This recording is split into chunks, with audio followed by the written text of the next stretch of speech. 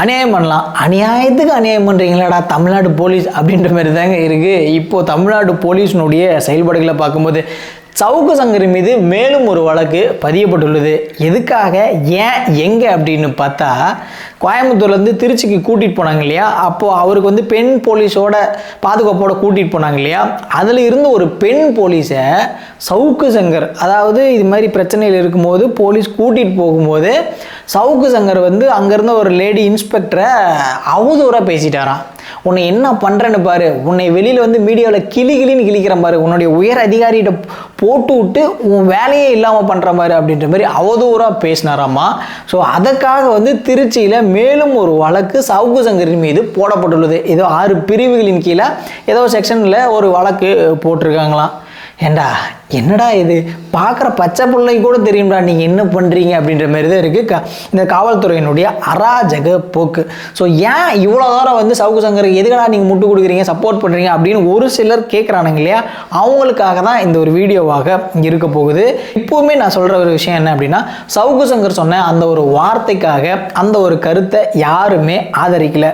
But அதே நேரத்தில் சவுக்கு சங்கரின் மீது இந்த காவல்துறை எடுக்கிற நடவடிக்கைலாம் சரியா, இதெல்லாம் சட்டத்திட்டத்துக்கு உட்பட்டு தான் இருக்கா அப்படின்னு பார்த்தா அது வந்து மனித உரிமை மீறல் அப்படின்ற மாதிரி தான் போயிட்டு இருக்கு.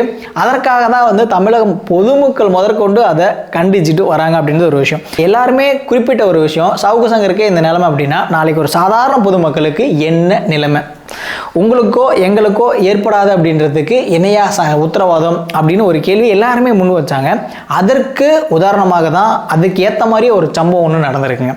விழுப்புரத்தில் ஒருத்தர் இறந்துட்டாரு. திடீர்னு பார்த்தா கோர்ட் வந்து அந்த பாடியை தோண்டி எடுத்து நீங்கள் மறுபடியும் வந்து உடற்கூறு ஆய்வு போஸ்ட்மார்ட்டம் பண்ணுங்க அப்படின்னு சொல்லிட்டாங்க. என்னடா அப்படின்னு பார்க்கும்போது ஒரு மனுஷன் விழுப்புரம் போன மாதம் ஏதோ நடந்த ஒரு சம்பவம், பாரில் ஏதோ வேலை செஞ்சுட்டு இருந்திருக்காரு. திடீர்னு வந்து போலீஸ் பிடிச்சிட்டு போகிறாங்க. பிடிச்சிட்டு போயிட்டு அதை ஃபேமிலிக்கு எதுக்குமே இன்ஃபார்ம் பண்ணல, யாருக்குமே இன்ஃபார்ம் பண்ணல போல். அவங்க அவரை தேடிட்டு அவங்க பொண்டாட்டி பிள்ளையெல்லாம் போகிறாங்க. அப்போ பாரில் சொல்கிறாங்க இது மாதிரி வந்து உங்கள் புருஷனை போலீஸ் பிடிச்சிட்டு போயிடுச்சு அப்படின்னு. போலீஸ் ஸ்டேஷனுக்கு போய் கேட்டால் ப்ராப்பரான எந்த ஒரு பதிலுமே இல்லை. அவங்கள வந்து மிரட்டியிருக்காங்க, போ உன் புருஷன் வந்துடும் அப்படின்னு சொல்லி துரத்தி விட்டுருக்காங்க. அவங்களும் பயந்துட்டு வந்துட்டாங்க. அதன் பிறகு அந்த மனுஷன் ஸ்டேஷன்லேருந்து வந்திருக்காரு. ஸ்டேஷன்லேருந்து வந்து தண்ணி தாயாக குடிச்சிரு, நெஞ்சு வலிக்கிற மாதிரி இருக்குது, அங்கே வலிக்கிற மாதிரி இருக்குது, அப்படி பண்ணாங்க இப்படி பண்ணாங்கன்னு என்னென்ன சித்திரவதெல்லாம் பண்ணாங்களோ அதை எல்லாத்தையுமே வந்து அந்த வீட்டுக்காரம்மாட்ட சொல்லியிருக்காரு அந்த மனுஷன். கொஞ்சம் தண்ணி கொடு, வா ஆஸ்பத்திரிக்கு போகலாம் அப்படின்னு கூடும்போது கொஞ்சம் தண்ணி கொடு அப்படின்னு அந்த மனுஷன் கேட்டிருக்காரு. தண்ணி வாங்கி குடிச்ச அந்த மனுஷன் அந்த இடத்துல மயங்கி விழுந்துட்டாரு. ஏன்னா அந்த மனுஷன் மயங்கி விழுந்துட்டாருன்னு ஆஸ்பத்திரிக்கு தூக்கிட்டு போயிருக்காங்க.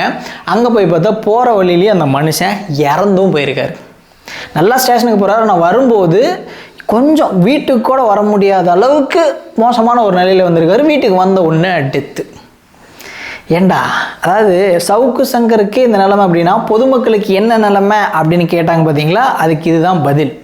மறுபடியும் இந்த சம்பவத்தை வந்து அந்த குடும்பத்தார் வந்து என்ன பண்ணுறாங்கன்னா ஒரு அமைப்பின் மூலமாக வந்து ஒரு கேஸை கொடுக்குறாங்க. என்னுடைய கணவருடைய மரணத்தில் ஒரு சந்தேகம் இருக்குது அப்படின்னு சொல்லிட்டு அதை நீதிமன்றம் விசாரிக்குது.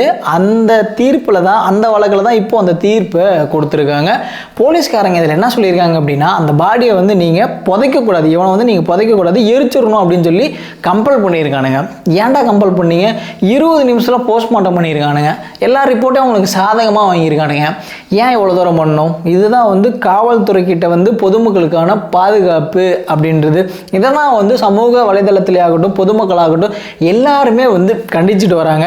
இந்த ஒரு இதுவும் லாக்அப் டெத்து தான் அப்படின்னு சொல்லலாம். ஸோ அன்னைக்கு சாத்தான்குளத்தில் நடந்த விஷயத்துக்கு பொங்கினவனுங்க இன்னைக்கு எங்கே போனானுங்க அப்படின்னு தெரியல. அந்த அளவுக்கு கொடுமையாக இன்னைக்கு காவல்துறை பொதுமக்களை ட்ரீட் பண்ணிட்டு இருக்காங்க அப்படின்னு தாங்க சொல்லணும். அந்த அளவுக்கு மோசமான ஒரு துறையாக காவல்துறை மாறிட்டு இருக்கு.